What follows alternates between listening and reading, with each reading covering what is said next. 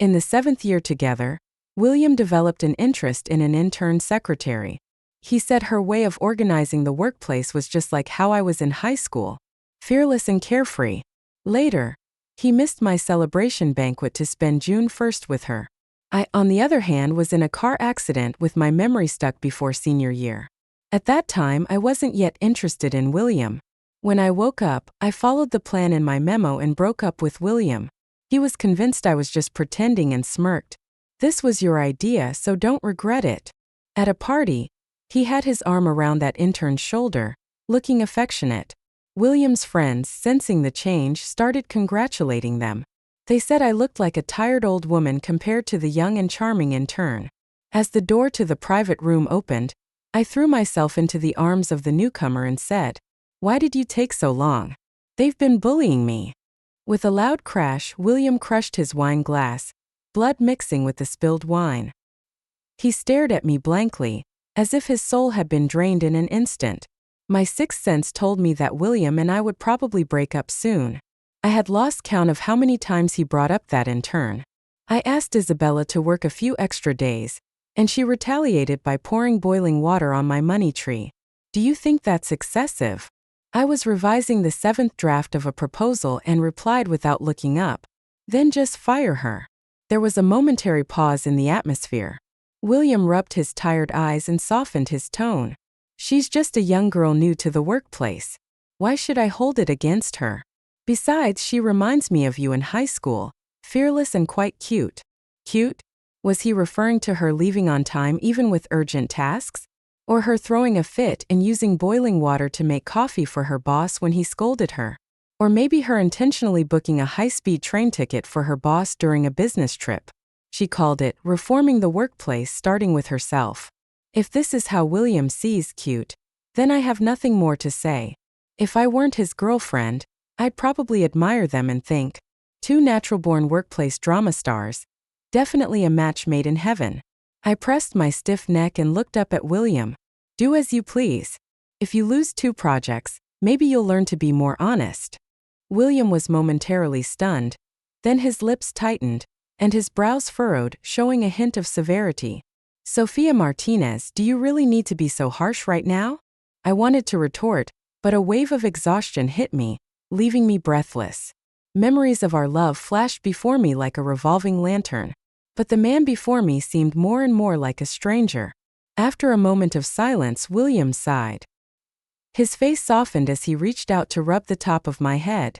I just see so much of you from high school in her. Like a little troublemaker, even daring to puncture the dean's electric scooter tires. I thought if you had a good boss when you started working, maybe you wouldn't be under so much pressure now with no time to rest. So I tried to be patient with Isabella, thinking of it as protecting the younger you. I laughed in frustration. William, are you out of your mind?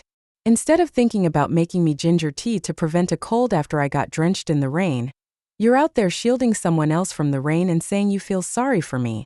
As if helping her is helping the old me. Am I dead or something? You're feeling sorry for a stand-in now. Did a donkey lick your brain or something? William, infuriated, stood up, his voice low with anger. She's not a stand-in. You're simply unreasonable. With that, he stormed out, slamming the door behind him. Another argument ended badly, leaving endless disputes between us. When did it all start? Probably a few months ago when I was busy finishing a big project. Working late into the night became routine, so much so that I even forgot to eat. I also forgot our anniversary. He had made a reservation, while I dragged my tired self to keep working. It was the first time we had such a massive argument since we got together. William was unhappy that I put work first and couldn't even find time for our dates. But doesn't he know why I work so hard? William comes from a wealthy family in Beijing, while I come from an ordinary family. In senior year, he transferred to our school and became my desk partner. At that time, I had just ended a fruitless crush, and my resentment was enormous. Whether you're a Beijing young master or miss, if you offend me, you'll get scolded. William was constantly irritated by me but could do nothing about it. Over time, we actually started to hang out together. We became the notorious troublemakers in school. Our first big stunt was boldly deflating the dean's scooter tires, leading to both of us being called to the flag-raising platform to read a self-criticism. That was all me, because I couldn't stand his muddled response to bullying incidents. William, however, stood in front of me and insisted he was the main culprit. On the flag-raising platform, he read the self-criticism with great emotion, and the classmates below laughed until they nearly fell over. At that moment, watching him, my heart raced. When his mother found out, she asked to speak with me. William's mother was imposing, and she coldly and politely warned me to stay away from William. After graduation, he would go abroad for studies and wouldn't have any contact with anyone back home. Having read so many novels, I knew that dealing with a nasty mother-in-law often meant trouble. My feelings for William weren't strong enough to make me willing to endure a life of constant strife. Rationality took over. So I forced myself to extinguish the budding feelings in their infancy. I deliberately distanced myself from William until after the college entrance exams. Just when I thought we'd go our separate ways, he showed up one night, sweating and out of breath, downstairs at my apartment. Bent over, hands on his knees, gasping for air, looking utterly disheveled. But his eyes were astonishingly bright, like a galaxy had settled in them. The boy with picturesque features couldn't hide his smile, revealing his small tiger teeth. I noticed his knees and realized how he had coerced his strict mother. He had kneeled for 2 days and nights, promising to be a qualified successor before she finally relented. "Sophia, I know it was my mom's pressure that made you distance yourself from me. Don't worry, she has agreed to let me stay in the country and won't stop us from being together. You don't need to feel guilty. Now, will you be my girlfriend?" The summer cicadas were especially noisy, but William's confession was crystal clear. The suppressed emotions surged, and my blood boiled with excitement. My heartbeat was deafening. He didn't pressure me or make me uncomfortable. He silently cleared the obstacles between us, showing me only the beauty along the way. Even someone as rational as me couldn't resist such passionate feelings. So I took the initiative to hold his hand. 3. My parents are both doctors. They fell in love at first sight and quickly fell for each other. But my father came from a poor family and had a seriously ill mother to support. My grandfather disapproved of their relationship. For the first time, my mother rebelled, refusing any suitor introduced by her family, insisting on marrying him. My father didn't simply accept the hardship of life with my mother. He worked tirelessly to earn his superiors' approval. He actively resolved conflicts and tried to win over my future grandparents. He accompanied my grandfather fishing, helped my grandmother with groceries, and eventually won them over with his sincerity.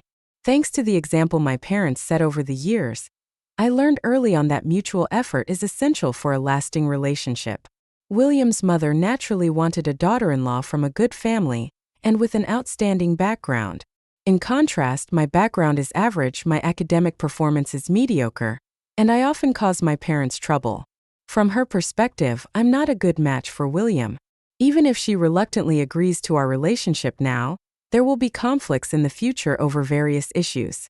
William, as the mediator, would be the one suffering the most. His father died in a car accident, and his mother became a formidable businesswoman to sustain the company. The mother and son spent little time together, and William felt both love and resentment towards her. Many of his rebellious actions were attempts to get her to pay more attention to him. Though he never expressed it directly, he still longed to be close to his mother. Since William was willing to clear obstacles for us to be together, I naturally needed to reciprocate. So, I wouldn't be a ticking time bomb between them.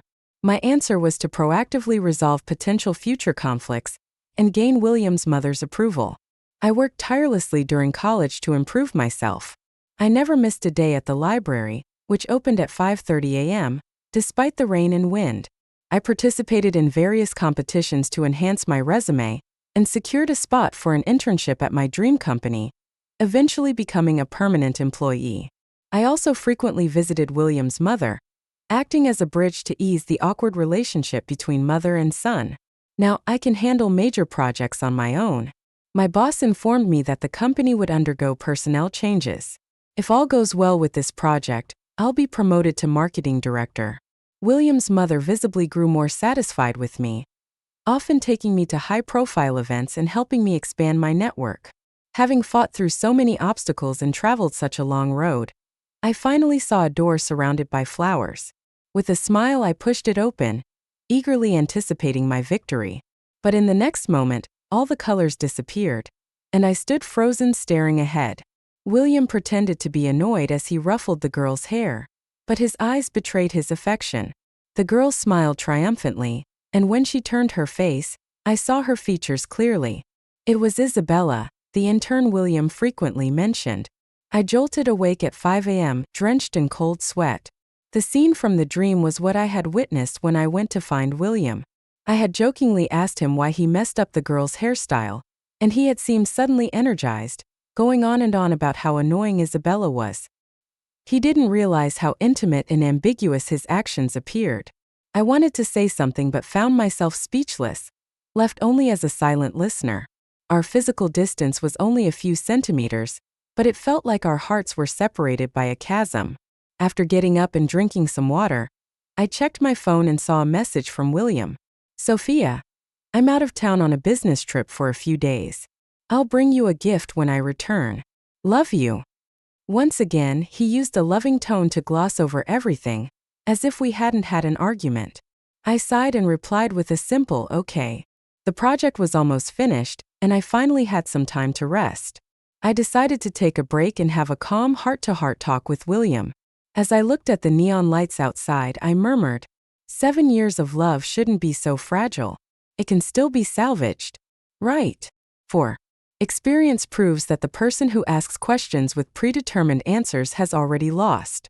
William missed my celebration banquet and explained apologetically over the phone, this client is really difficult. I might be a day late coming back. Wait for me. As usual, I understood and calmly stated that work was important. He seemed to breathe a sigh of relief and soon ended the call.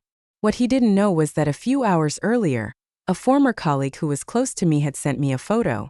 She had taken her nephew to the amusement park for June 1st and recognized my boyfriend, thinking we were on vacation. She tried to say hello but realized it was a different girl. The photo showed William wearing a childish plush headband. The girl next to him was laughing, also wearing a couple's headband. Disappointment reached its peak, and after a dull ache, only numbness remained.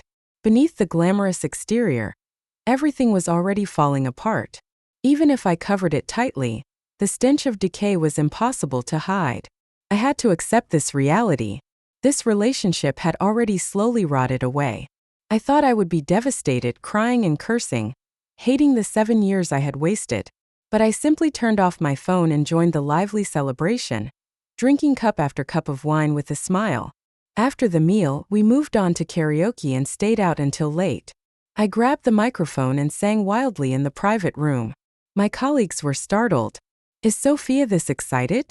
With a drunken grin, I replied, promoted, wealthy, and dead husband? Of course I'm happy. They thought I was just joking after having too much to drink. After the fun, everyone went home. I leaned against the car window, closing my eyes to rest, but memories kept flooding in uncontrollably. The first embrace, the first kiss, our first anniversary. The youthful, innocent face was still vivid in my mind.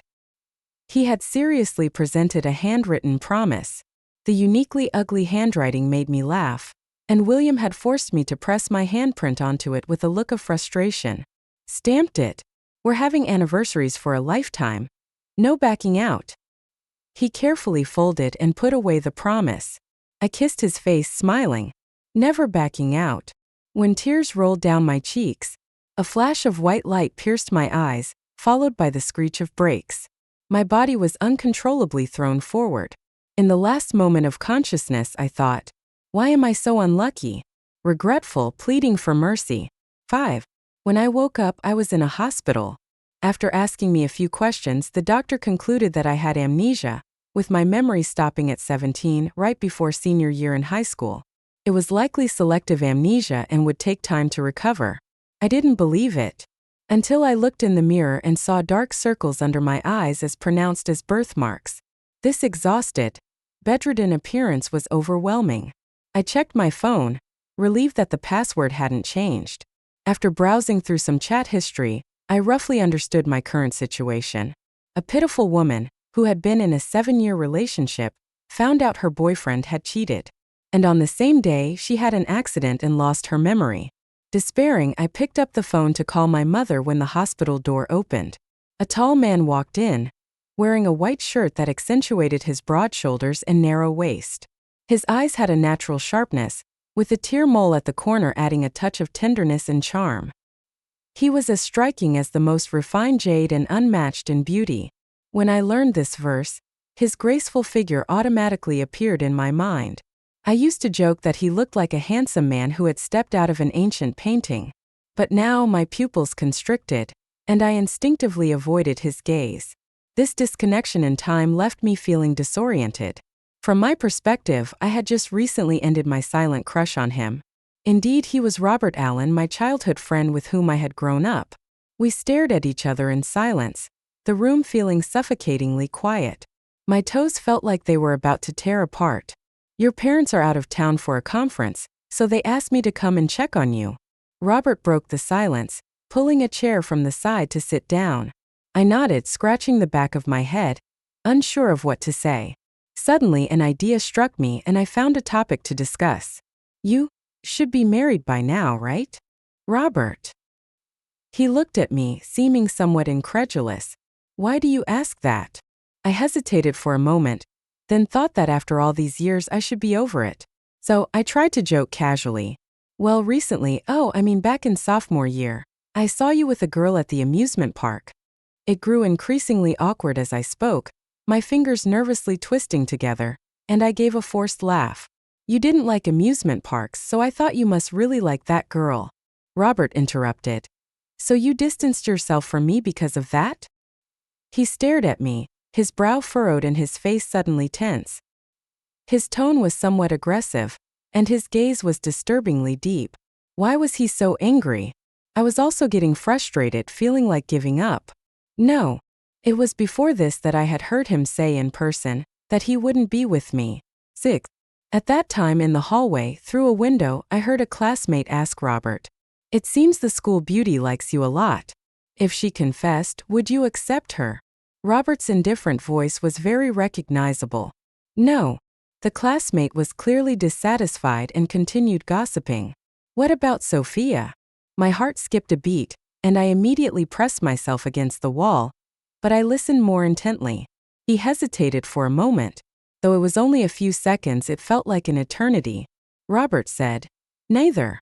My blood felt like it had turned to ice, and my fingertips went cold.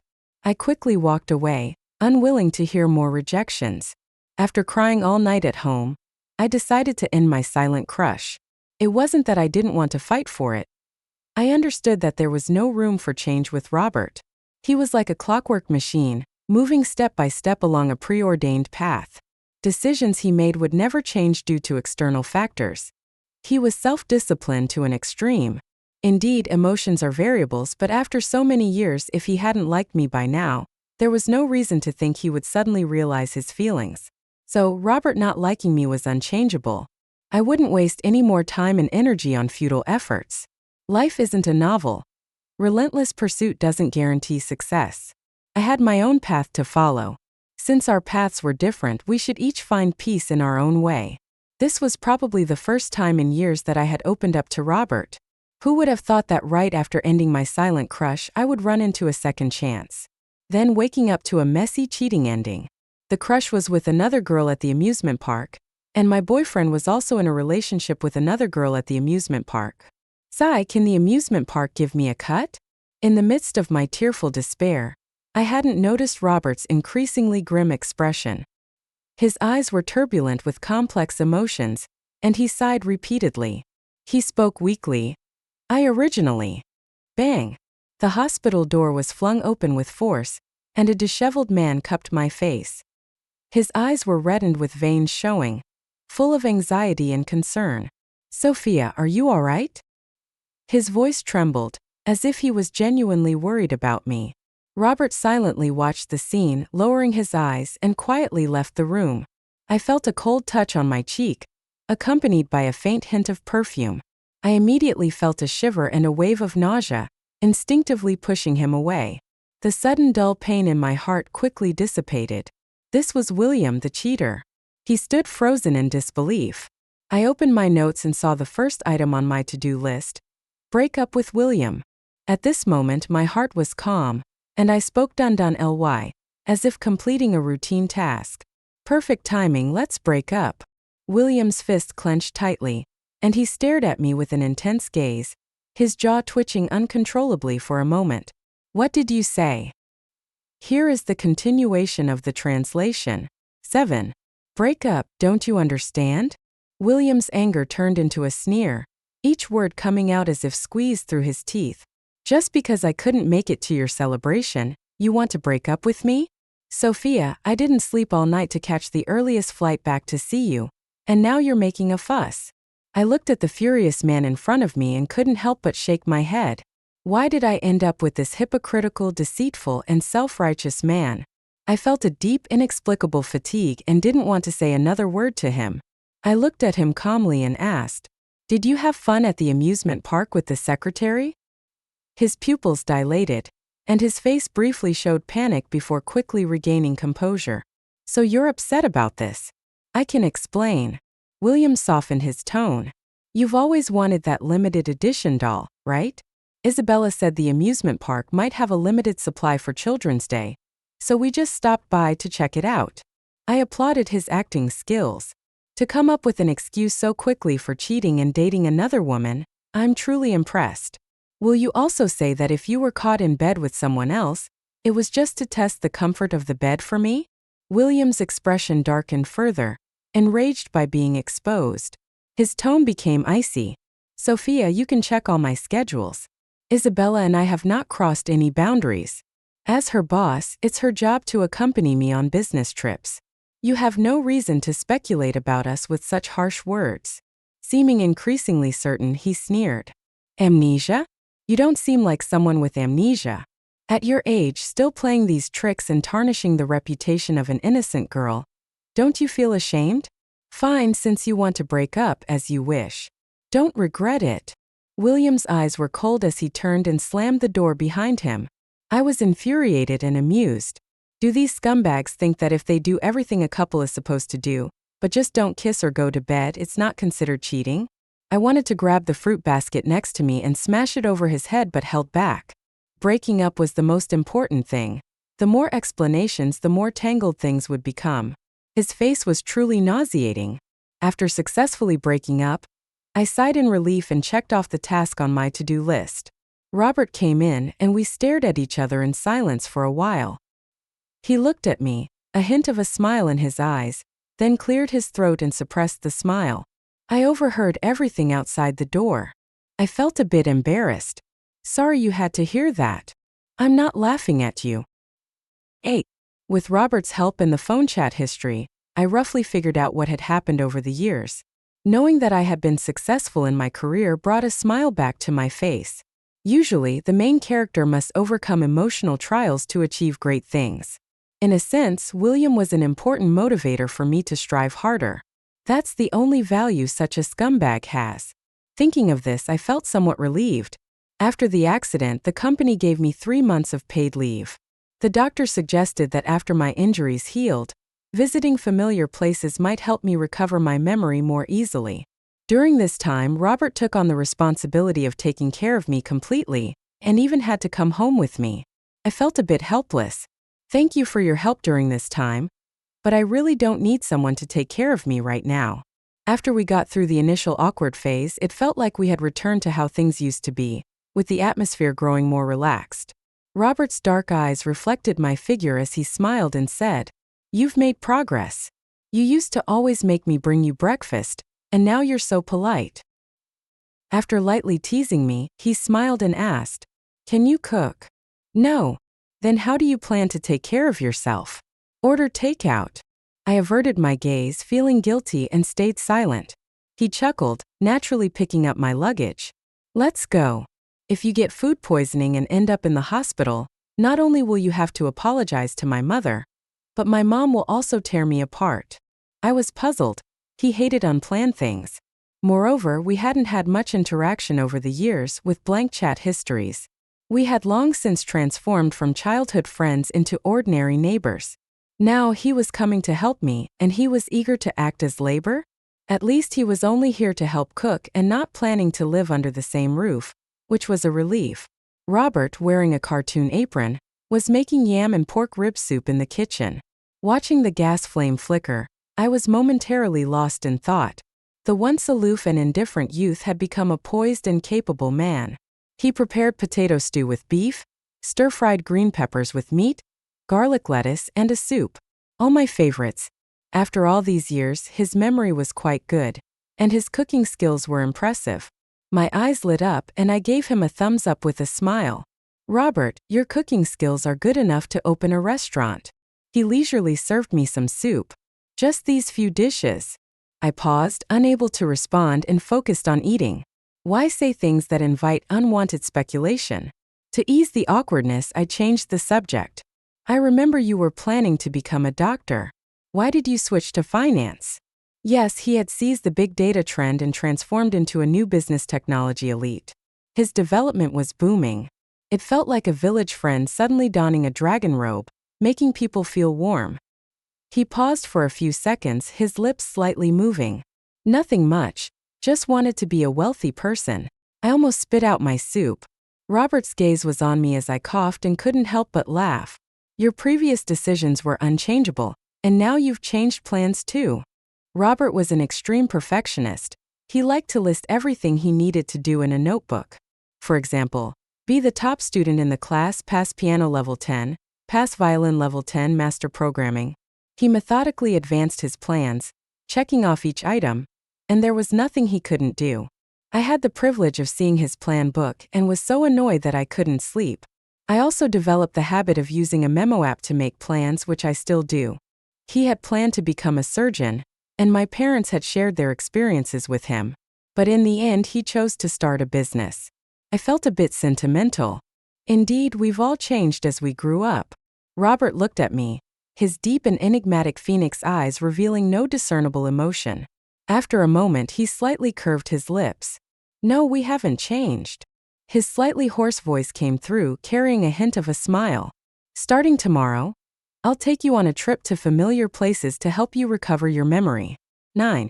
After half a month of sightseeing, I couldn't take it anymore. Robert, what's your deal? He looked innocent. What's wrong? I was so frustrated that I stood in front of him, glaring up at him. I've lost my memories after 17. Not only did you skip the university and company, but you're dragging me to snack streets, internet cafes, bookstores, and temples near high school. Are you trying to relive my dark history? Every time we visited a place, Robert would get sentimental and try to help me remember. Do you remember this barbecue rice place? You ate 3 big bowls and had a stomachache for several days. And this internet cafe, you used to sneak out after school to play games with your classmates and got caught by the discipline master. I had to bail you out. I remember the book you used to read every day was called Evil King on Top, Me on Bottom. Why can't we find it? Fengming Temple is up on the mountain. Halfway up, a big yellow dog chased you. And you were so scared you jumped into my arms and wouldn't come down. I covered his mouth, my face flushed with embarrassment. It was as if all the estrangement and distance of the past years shattered at that moment. Forget politeness and maturity. I just wanted to shut him up. Are you here just to make fun of me? I glared at him, gritting my teeth. Robert was momentarily stunned, and the softness of his palm against mine became suddenly clear. Startled, I quickly pulled my hand back and walked briskly across the red rope bridge. It was densely covered with red strings carrying countless wishes, making a grand sight. Standing on the bridge, fragments of memories began to flicker in my mind, and I felt a slight headache. A brisk, refreshing breeze pressed from behind me. I remember you secretly made a wish and wouldn't show it to me. Where did you tie it? Robert leaned over and began searching, his well-defined fingers brushing against the faded red strings, making it visually pleasing. But I wasn't in the mood to appreciate it and immediately pushed him forward. With so many red strings, how could you possibly find it? It wasn't an important wish. What's the point? Robert turned his face and asked softly. Really? I gave a perfunctory nod. If he saw it, would I still have any face left? 10. Alan finally started working, good for him. I almost thought he had gone bankrupt and become a jobless wanderer. Always not doing anything productive. I'll be on a business trip for 2 days. I've made breakfast for you. Wait for me to come back. I stared at the message for a long time, my fingers instinctively curling. Even though we weren't living together, it sounded like an old married couple. A strange feeling quietly grew. I quickly switched screens, shaking my head to clear the tangled thoughts from my mind. My high school classmate Charlotte suddenly sent me a message. Cooling summer resort, want to go? We were in the same class in middle and high school, so we were quite good friends and had kept in touch over the years. The 17-year-old me was also playful, so I agreed without much thought. She had also visited me while I was hospitalized and was very shocked by my amnesia. Sophia, so you're the heroine of the novel? You even ended up with such a niche amnesia method? Sigh, it seems William, that scumbag, hurt you deeply. Don't worry. I'll introduce you to a new male lead. I was a bit speechless. This person was also a seasoned novel fan. Upon arriving at the summer resort, I found the environment luxurious and jaw-dropping. Fishing areas, barbecue areas, bathing areas, children's areas, and there were bars and restaurants offering flavors from various countries. Memory fragments began to piece together vaguely again. It seemed I had been here with William. In the hazy light and shadow, a citrus-scented breath brushed against my ear. He asked softly, "Have you decided where we'll go on vacation after we get married?" The sounds of laughter, cicadas, and the wind grew more distant in the whirlpool of memories. Even the best memories can become unrecognizable after witnessing a scumbag's betrayal. I tapped my head, warning it not to resurface any memories while I was trying to enjoy myself. Unfortunately, things didn't go as planned. Just after a relaxing bath, Charlotte dragged me into a private room. Her eyes sparkled as she asked, "Sophia, my crush and his friends are in this private room. Will you come in and hang out with me?" I'm not socially anxious, so I didn't think much of it and agreed with a wave of my hand. However, as soon as the door opened, I saw a group of people, with William sitting in the middle. And beside him was the charming girl, Isabella. It seemed that what I wished for had come true. Good things never happened, but bad things did. My eyelid twitched, and I wanted to turn and leave immediately. But William's lazy voice came, tinged with a slightly tipsy tone. "You've come, so let's have some fun. I should thank you for breaking up with me. It led me to find my true love." His half-closed eyelids and mocking expression made Charlotte pause, her tone urgent. "I didn't know he was here. Sorry, let's leave." Her gaze fell on a tall and handsome guy in the corner. I sighed and patted her hand. "It's okay. There's no reason for a victim to avoid rotten cucumbers and mistresses. You go ahead." With that, I confidently walked to William with a drink in hand, facing the curious gazes. He was affectionately draping his arm around Isabella's shoulders, making her appear dependent and demure. They were so close their noses nearly touched. Isabella's eyes were slightly widened, looking both happy and shy. She coquettishly pushed against William's chest. "Don't do this. There are so many people watching, including your ex-girlfriend." I smiled and watched the pair treating the public space like their private bedroom. Did they enjoy being on display? "You don't need to mind me. Keep going. In fact, I should thank you for taking the trash I didn't want. I hope you two, the drama leads, have a long and happy life together. And may you have children soon. I hope they would be locked down, never to flow back into the market. That would be a kind of good deed." I raised my glass and poured it in front of them, as if making an offering during Qingming festival. The surroundings fell silent. Isabella glared at me angrily. "What are you, old woman, doing here?" My smile faltered. "Old woman. Take care of yourself, sister. Your dark circles are almost falling off." She said faster and faster. "The workplace is unhealthy because of people like you working as capitalist dogs. Now everyone is afraid to refuse overtime and has no breathing space. Look at your current state, abandoned by your boyfriend, becoming a tired old woman at such a young age. Tsk tisk." She spoke as if she had done a great deed by snatching my tired old boyfriend and taking care of it. I truly felt they were a match made in heaven, so similarly brainless. Isabella looked proud, looking down at me. I covered my mouth in surprise. "So, as a hero who is so righteous about workplace reform, why are you so eager to be a mistress for the capitalists?" Her expression changed instantly. "Shut up. I'm not a mistress." Isabella's eyes quickly filled with tears as she looked at William, hoping he would defend her. William's eyes darkened, and he scanned my face inch by inch, trying to find evidence of my forced smile. After a long time, he lowered his eyes and sneered. Enough.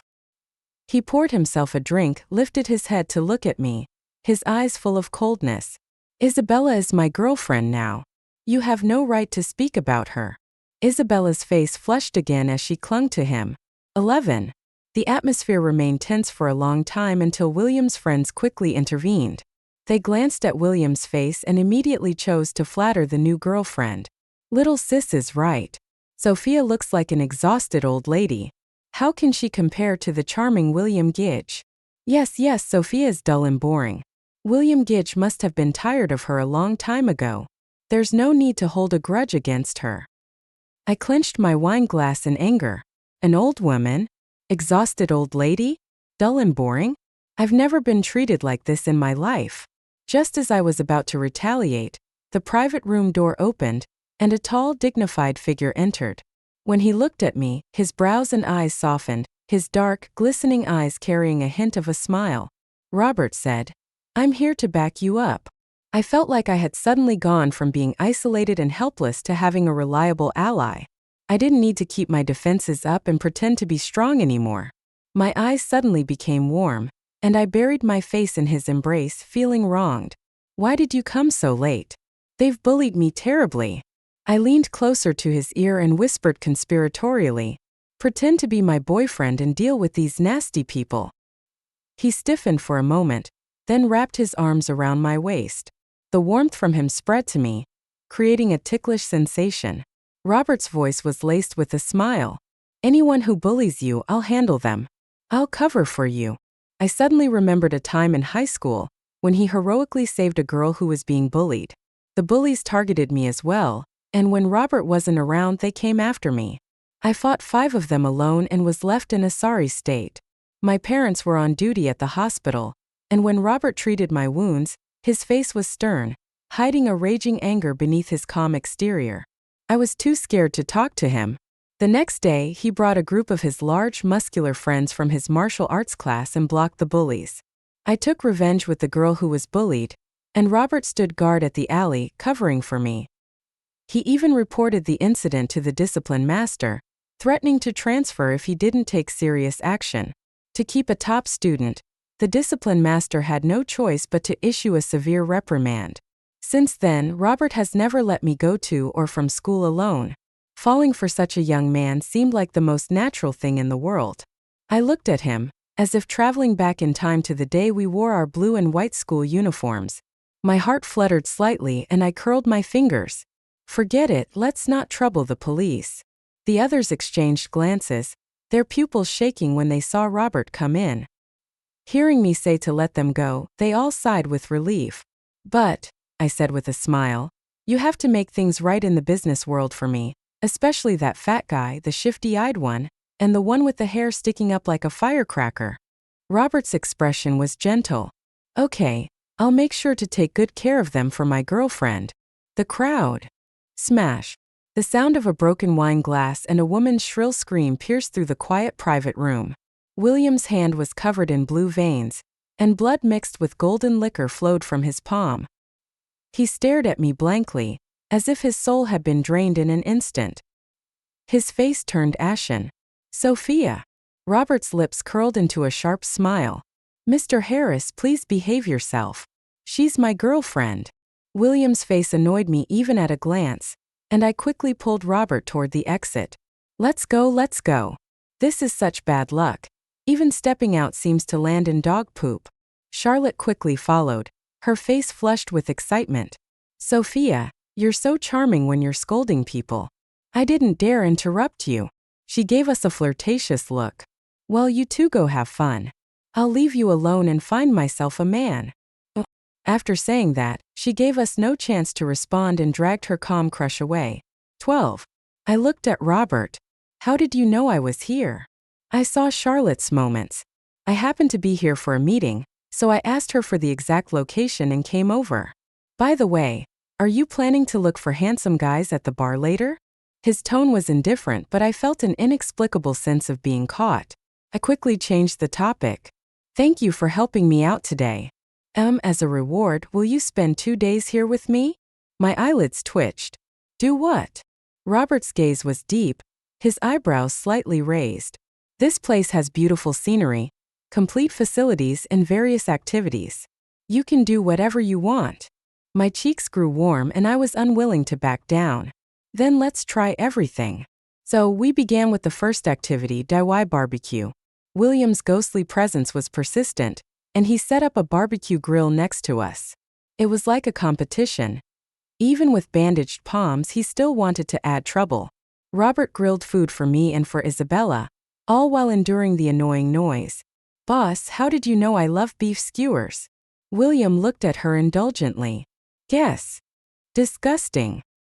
Even the most delicious food seemed unappetizing in front of 2 piles of dog poop. Robert's breath was warm against my back, his fair wrist appearing in front of me. The position felt like he was holding me close. He leaned closer to my ear, his voice soft yet somehow seductive. Do you want me to help you get rid of them? How do you plan to do that? I turned my head, our noses almost touching, our breaths mingling. The ambiguous atmosphere intensified in the sweltering summer heat. From a side view, it looked like a kiss. Bang! William stared at us with intense fury, the barbecue tray falling to the ground. Isabella's smile had long vanished. She bit her lip and glared at William in frustration. Seeing that he remained frozen, she stomped her foot and ran off. Robert's lips curled upward. See, one of them has left. William's thin lips were pressed tightly together, his face dark with rage, as if he was about to come at us with a knife. After a few seconds, he finally turned and left to chase Isabella. I couldn't help but smile. Robert, you really know how to handle things. The unpleasant ones finally left. After all, people with a sense of shame wouldn't interrupt a couple's intimacy. Those two didn't seem like people with any shame, though. As he said this, he continued to hold me, his fair hand methodically turning the skewers. I hesitated for a moment. Maybe you should let me go first? Robert's voice was serious. Performing the act thoroughly. Otherwise, if they come back later, it'll be for nothing. I fell silent, though my ears were slightly flushed. In the evening, the receptionist smiled and told us that all the rooms were fully booked. After exchanging glances for a moment, I cleared my throat awkwardly. Why don't I head back first? It's not far.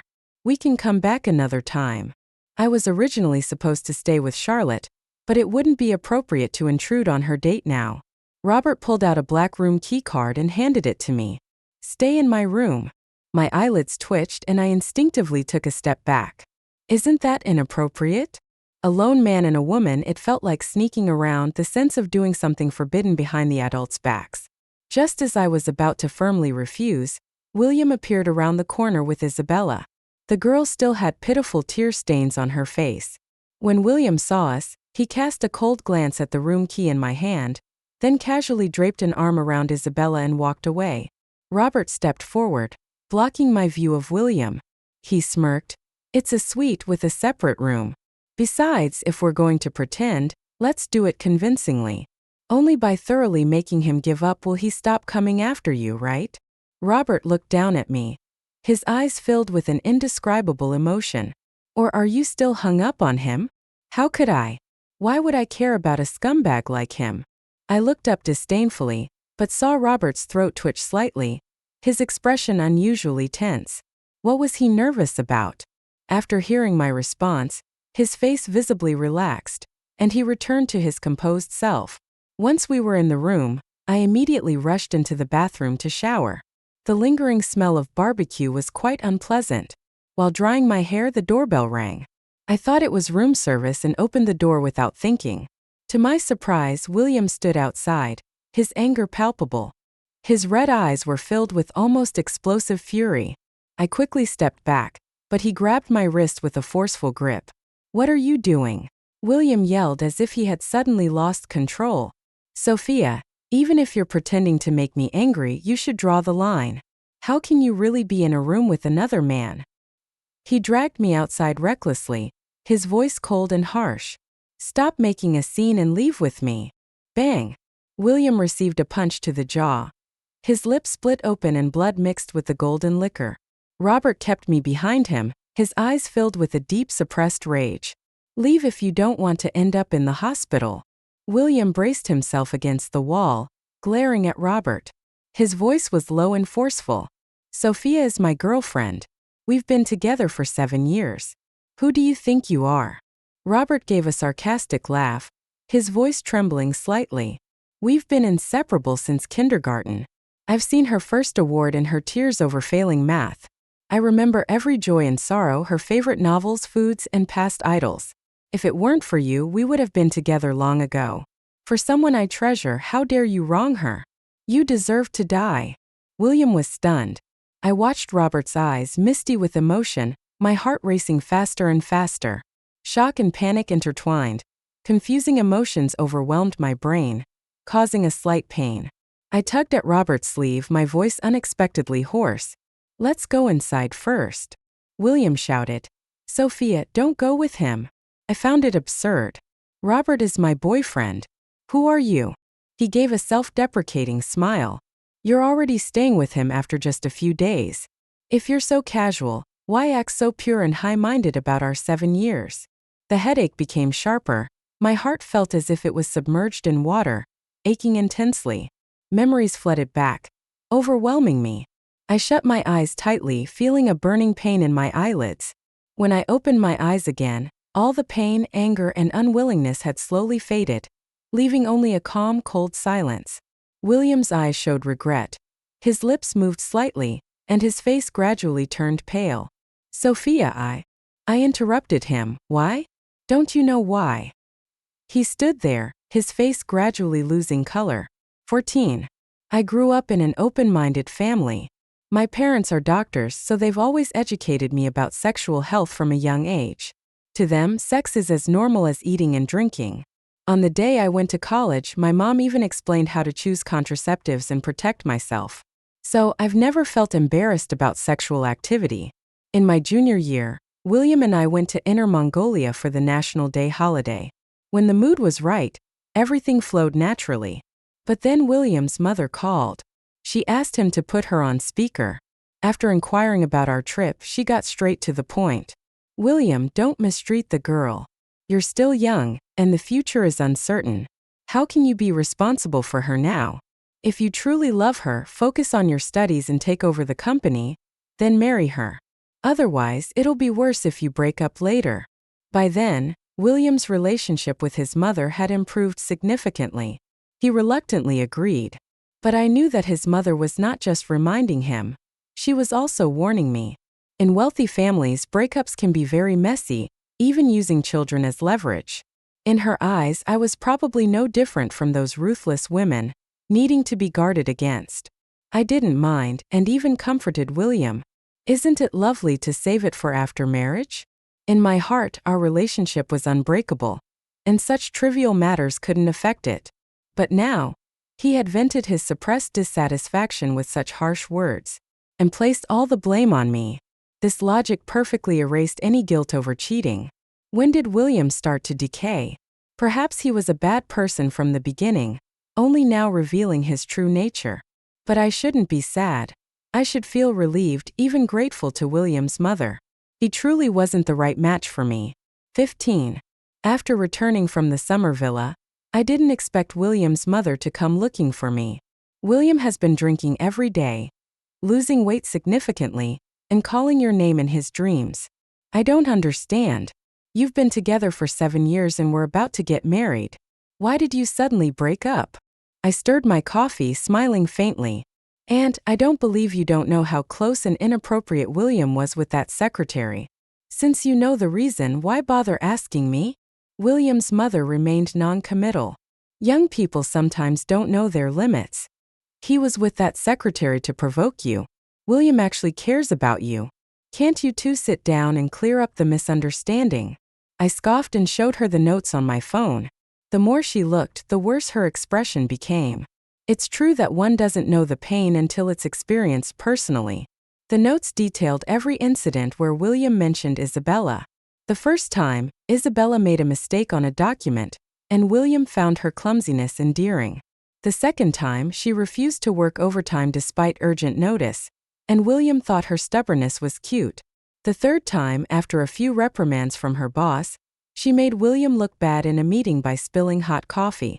The fourth, fifth, sixth times, William's mother's face grew darker as she read through the list. I understood. She wouldn't see things from my perspective. She might think that all wealthy men have a few mistresses. But from the company's standpoint, Isabella's actions were a severe threat to her interests. I took back my phone and said lightly, "Aunt, I believe I haven't taken any advantage of the Liu family over the years. Because you are William's mother, I have respected you, worked hard to meet your expectations of a daughter-in-law, and tried to avoid causing trouble for William in family matters, whether as a girlfriend or as a junior. I've done nothing to be criticized.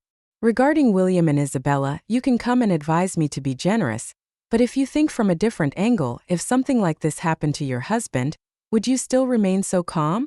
William's mother looked at me in silence for a few seconds and sighed deeply. "Sophia, our family owes you. I've seen it all these years. You've become the daughter-in-law I accept. You can ask for any compensation you want." I lowered my eyes unmoved.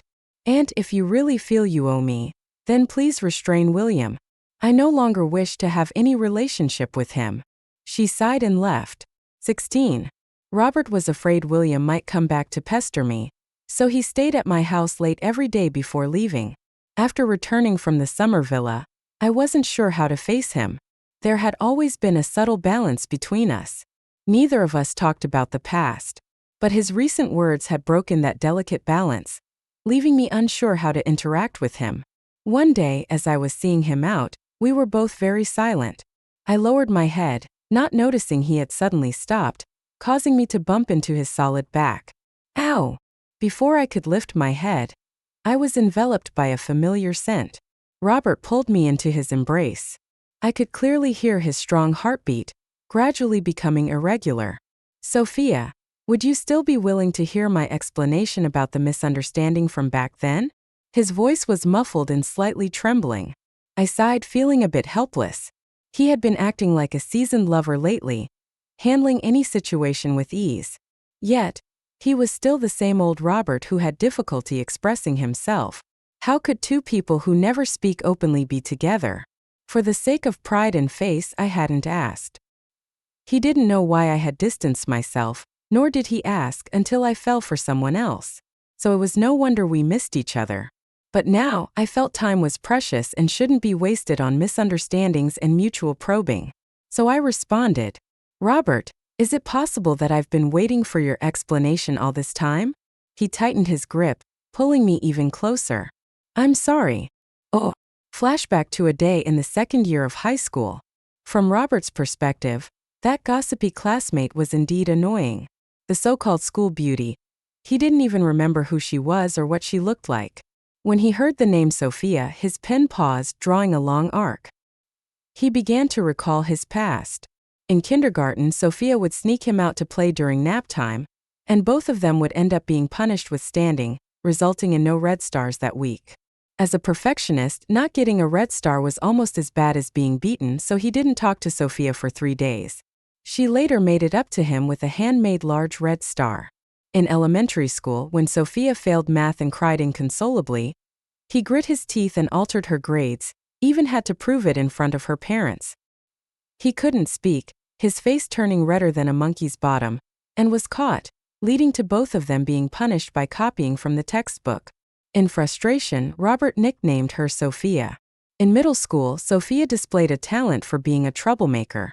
Fearing she'd be targeted, he added a new item to his plan: learn martial arts to protect Sophia. In high school, she even dared to stand up against a bullying gang, and was honorably injured. Seeing her in such a dire state made Robert's insides burn with anger, almost overwhelming him with rage.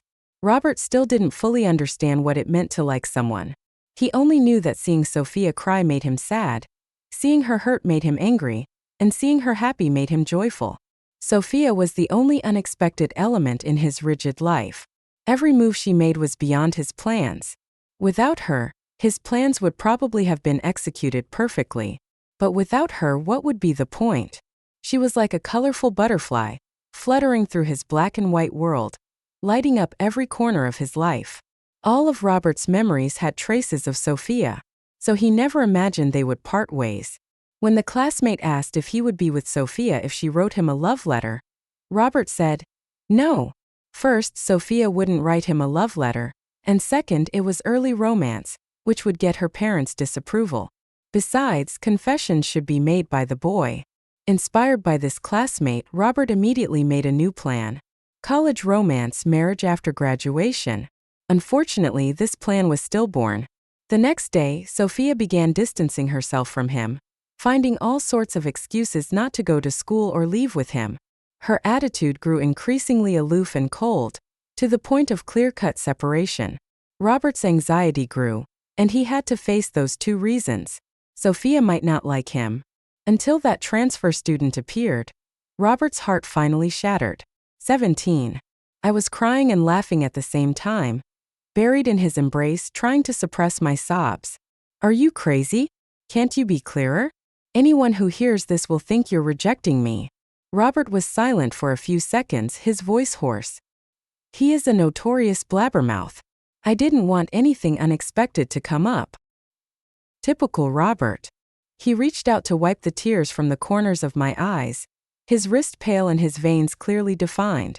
In his dark eyes, there was a rare display of vulnerability and plea. Sophia, is there still a chance for me? I paused in my sobs. Are you going to take me hiking? Robert. I curved my lips into a soft smile. Can you give me a bit more time? I need to clear my heart completely, then build a room full of roses to present the most beautiful scenery to you. He said. Okay. 18. The 3-month vacation passed quickly, and I had recovered well. It seemed like all the bad luck had passed, and now I was being favored by good fortune.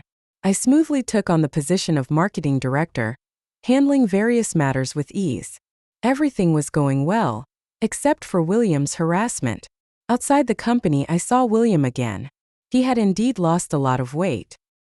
His cheeks had hollowed out, and he had become much more reserved and taciturn, as if he had aged overnight. When he saw me, his dim eyes brightened slightly. He smiled and handed me a bouquet of lisianthus. What does this mean? William looked down, his voice very soft. An apology. I tugged at my lips and unhesitatingly threw the flowers into the trash can next to us. I don't need it. He looked at the bouquet in the trash, his expression frozen, showing a hint of fragility, but quickly forcing a smile at me. It's okay. I'll bring you flowers every day from now on. You can throw them away as much as you want. What do you really want? His Adam's apple bobbed, and his voice was incredibly rough, his posture defeated. I know I've been a jerk. You might not believe a word I say now, but I want to tell you that I wasn't with Isabella just to make you jealous. I never intended to break up with you.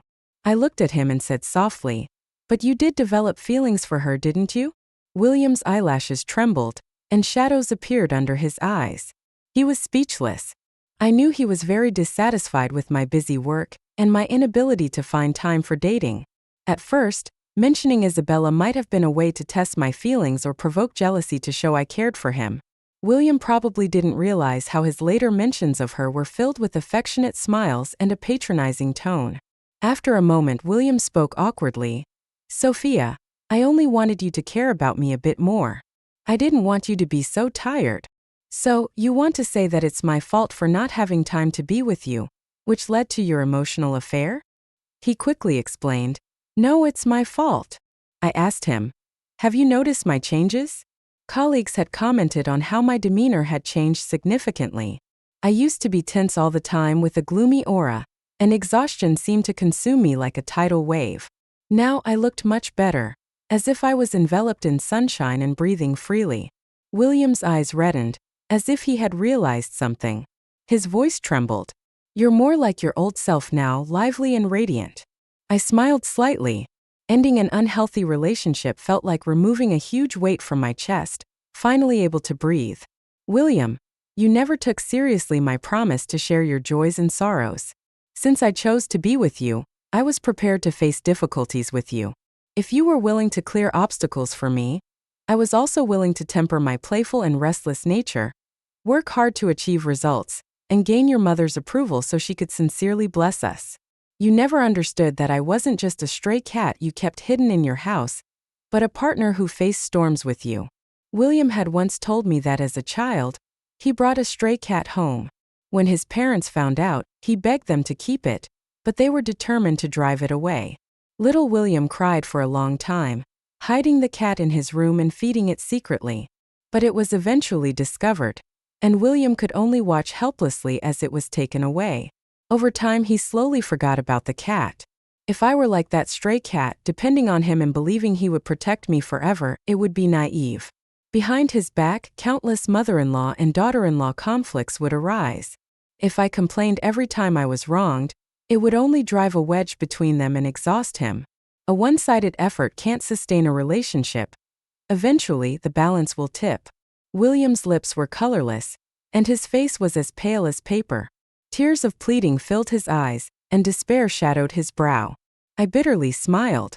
But all my efforts have turned into a joke. Do you still think I broke up with you solely because of Isabella? William raised his eyes stiffly, blood drained from his face. His lips trembled as he choked with tears. No, it's my fault. Sophia, tell me and I will change.